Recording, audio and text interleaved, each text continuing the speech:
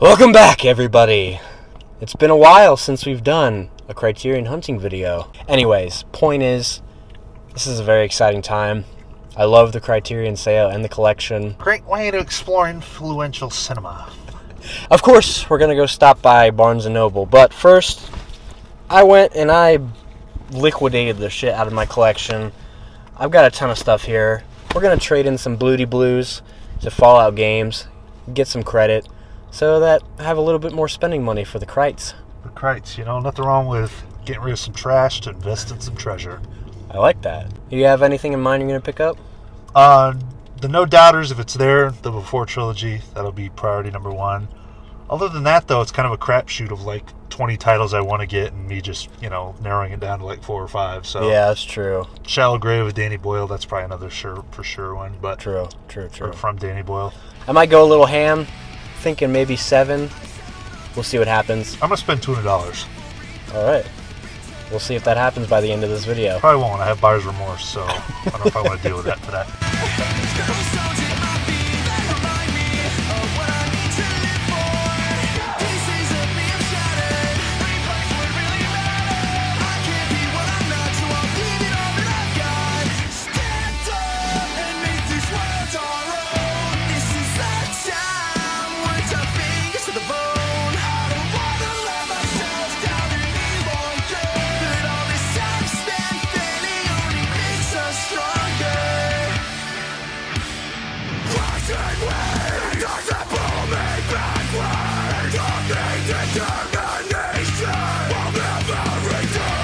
Ready? Yeah. What's up, guys? I'm not doing an intro. Alright, guys, we're back now. We got a little sidetracked. Oh, you lie, it's like 11 o'clock p.m. now. We got to Barnes & Noble. We saw a little bit of footage we got in there. You've all seen inside of Barnes & Noble. You're all here for the pickups. Right. So, yeah, like I said, we got a little sidetracked. Went to the theater, saw War for the Planet of the Apes. Solid. Good film. So, let's just wrap this up, show you what we got, show you our Criterion pickups. Alright, so as you may have seen, we started off at Fallout Games, traded a bunch of stuff, got more than I expected, but they also had some blues in there. And let me tell you what, I got some good deals. I got 2 movies for $3. The first one, First Blood, arguably the only good one in the Rambo series, my favorite. Is that? Yeah, good shit. And then for $3, this is probably the pick of the day. Prince of Darkness, Scream Factory, $3. That's an epic score. Can't beat that. Never seen it, but $3 for Scream Factory, whatever. And then now onto the Criterions. I didn't get 7, I did get 6. It was slim pickings there. It was a little dry. Not the greatest Barnes & Noble, but bare bones. But I did get King of the Hill, directed by Steven Soderbergh. Love Soderbergh, all the stuff that he's doing now. Heard nothing but good things about this, and it's got Jesse Bradford from Clock Stoppers, that old Nickelodeon crap. Sounds pretty solid. Next one I got Good Morning. Actually, I remember watching a Criterion video with Michael Cera. He was talking about movies, and this was one of them. So yeah, I guess I'll start with Good Morning, because this one kind of made a big impression on me. I guess these kids, they want a television, but their parents don't want to get it for them, so they take a vow of silence. And sounds kind of funny, interesting. Yeah. Heard good things about that one. Oh, you're going to hate this one. I got The Umbrellas of Cherbourg. I heard this was like a big inspiration for La La Land. That's it, man. Seems pretty solid. Musical.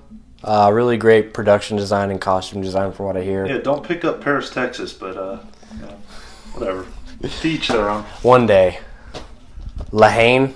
I remember we watched this way back when we were doing the, whatever we call it, we'd pick a Criterion and watch it, and it kind of stuck with me, and over time I've thought about it, really want to check it out again, really enjoyed it. Yeah, I wouldn't mind revisiting that one. It's a good one.